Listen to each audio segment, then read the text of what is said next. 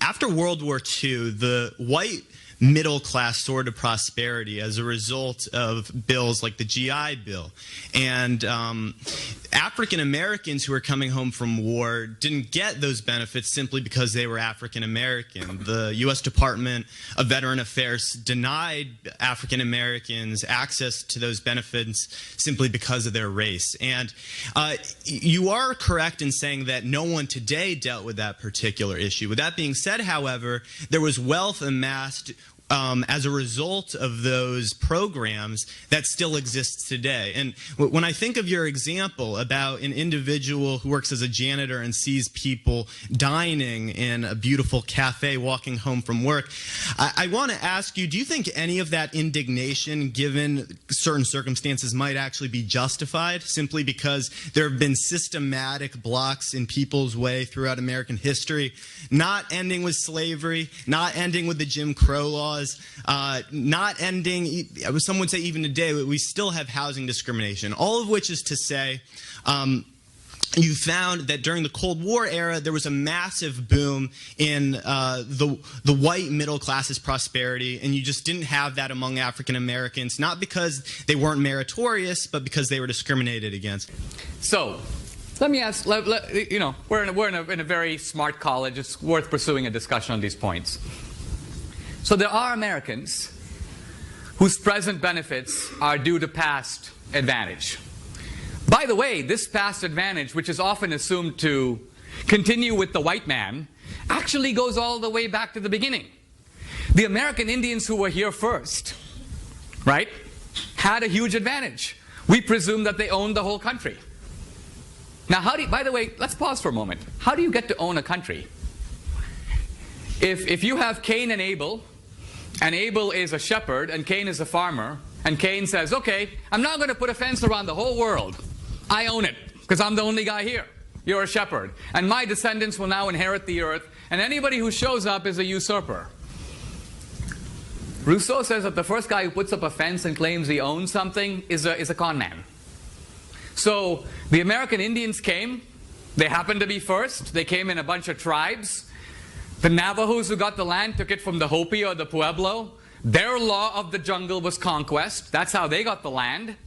There's a big fight about the Black Hills that I cover in the film. The Sioux who got the Black Hills took it from the Cheyenne. So when we say, oh, give us the land back, are you going to turn around and give it back to the Cheyenne? Oh, no. It's ours. Really? How come you own it forever now? So what I'm getting at here is history is very complicated. Let me give you an example of India so we can look at this at the level of theory. Okay? India was invaded by the British, and earlier by the Afghans, and the Persians, and the Mongols. So you have all these successive invasions, right? Are you actually saying that you believe in a rule of social justice today that says globally, let's look at this as a global rule of justice, I'm going to figure out whose ancestors did what to whom, and I'm going to return goods that were illicitly taken from the beginning to the people who had it originally. Do you believe that that's a viable way to organize our society? Do you believe, if I can ask you a direct question, that you are the beneficiary of white privilege here at Amherst? Yes or no? Well, yeah, and pause. Okay. If you are, can I ask you a further question? Oh, okay, yeah, but I don't just say it in a I don't say it in a self-flagellating and self-aggrandizing way. Hold on. Okay, go on. You know, I really try not to. I'm simply saying that because you asked me. Really, I view the recognition of one's privilege as an impetus to change things. So I don't just say I have white privilege. I try to help those who have not benefited from such privilege. How? Hold on. Let's pursue this for a moment. Sure.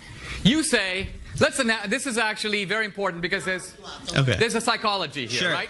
Well, you see, I'm going to answer your question, but I'm really not trying to attack you. I'm not trying to be provocative. I just find that often, I think the essence of much of this discourse surrounds hypocrisy, and you're trying to demonstrate that I'm a hypocrite. I say I benefit from white privilege, yet I don't actually do anything.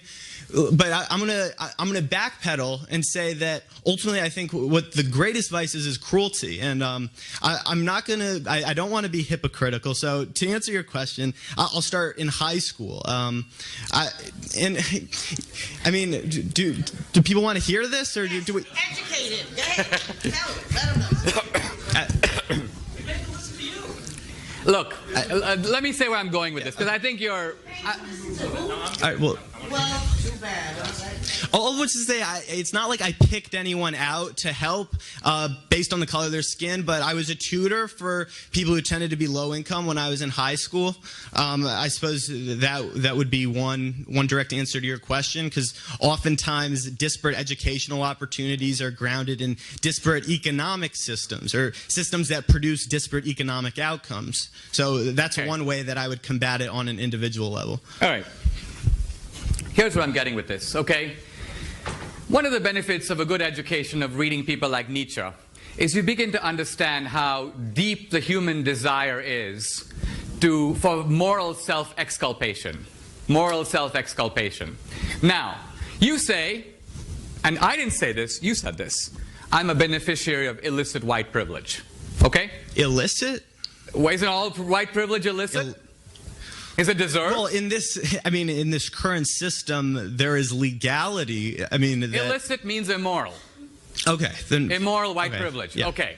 So then if I were to say to you, there are surely many deserving minorities who would like to come to Amherst but have the inherited disadvantage of American history. Therefore, since you are an acknowledged beneficiary of illicit privilege, would you be willing to step aside voluntarily, putting your own moral mouth where your self-proclaimed virtue is, and give your seat, not my seat. I realize you may be super generous with other people's advantages and favor affirmative action, so other white kids who apply to Amherst are turned away to open spaces for minorities. But I'm not talking about you acting out your virtue on them. I'm talking about you acting out your virtue on you.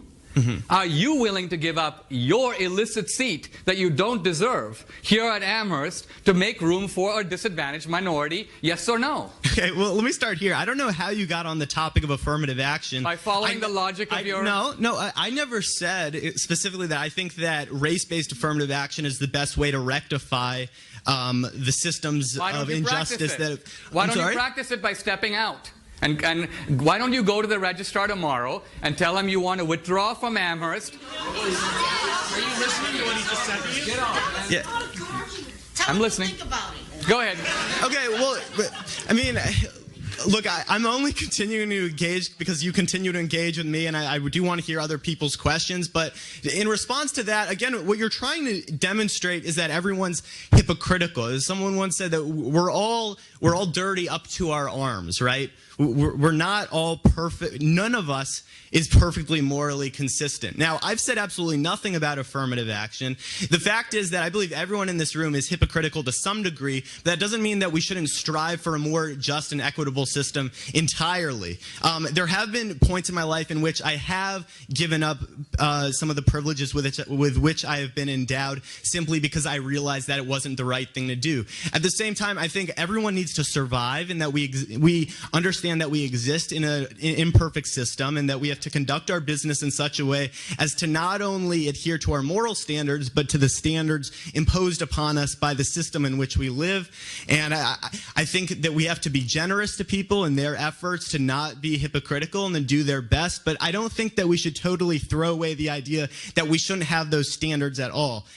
So that's my response to you, but I would still like a response to my question regarding the inequity that I talked about with the U.S. Department of Veterans Affairs. That is wealth that is passed down, and it's documentable wealth. The same way that the wealth created, or the wealth stolen as a product of slavery, was also documentable wealth. We have numbers that demonstrate precisely how much wealth was stolen, and that's money that in some way could be given back. Now, if we're saying that it's absolutely impossible to give that money back because it's too hard to trace, we'd have to give money to the African tribes, we'd have to give money to people who are no longer exist, that's absolutely fine, but we have to understand that we haven't really come to terms with that injustice that's been perpetrated, and if we are admitting that no one is perfectly entitled to absolutely everything that their ancestors had stolen from them, then we also have to accept that there are people today who benefit from the fact that their parents and grandparents profited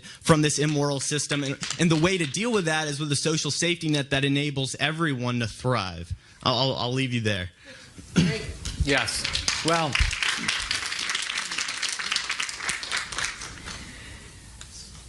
the core of the American system, this will actually answers your question directly, is that what do we do about the conquest ethic of the past? And here there are two options. There are two options. One option is we establish equal rights under the law.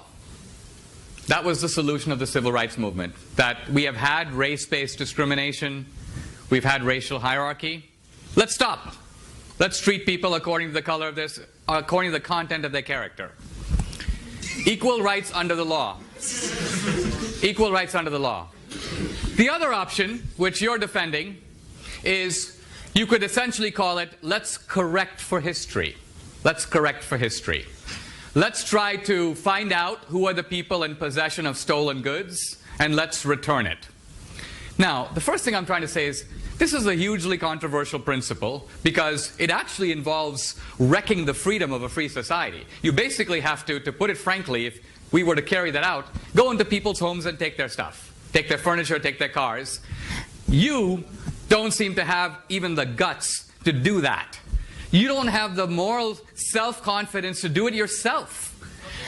It may be, if I am advocating a rule of social justice and I'm advocating it for the whole society, before I persuade everybody else, let's say I'm a Christian and I believe everybody should give 10% of their wealth to help the poor. And I go, you know what? The Bible says this, the Bible says that, everybody should give 10% of their wealth to help the poor. And somebody says, Dinesh, are you giving 10% of your wealth? And I'm like, actually no, but I did do some tutoring. And you go, wait a minute, aren't you advocating, aren't you saying that there is a moral duty to do this? Why don't you do it? Before you convince us, you do it. And you're like, I don't think I should do it because society is extremely complex, and I don't think I should do it unless everybody else does it. No. Either you believe in it and you do it. Once you've done it, you might impress us. And then you might convince the rest of us that our wealth is also ill-gotten. But you can't do it. And I'm not trying to indict everybody of hypocrisy, only you. Because you're the one who said, I'm the beneficiary of illicit privilege. So you're a really good starting point, because I'm asking, if you're in possession of stolen goods, why aren't you willing to return them? So that's why fundamentally I see your charity. You know, during the Civil War, there was a guy who goes, I'm very happy to give, I've given 3 cousins to the war and I'm ready to sacrifice my wife's brother. That's basically your ethics. You're willing to have social justice if other people pay, but you're not willing to pay. So that's the problem. And that's the problem with the progressivism that marches behind social justice while protecting its own privileges. You know how you said, we all have to survive. Really? You have to be at Amherst to survive? You don't have to be at Amherst to survive. You have to be at Amherst to benefit. You have to be at Amherst because you're getting opportunities at this college that many other people are not getting. So if you say you believe in equal opportunity, you're a hypocrite, because you are taking advantage of opportunities unavailable to others. But for you, this hypocrisy is fully justified because you are militating on behalf of the poor. But if you are against privilege, this college is privilege. So there's a glaring hypocrisy, and you will never turn your moral mirror on yourself to say, what am I doing about it? That's my point. For you, society should act before you do, to enforce your moral code. Let's take a couple more questions.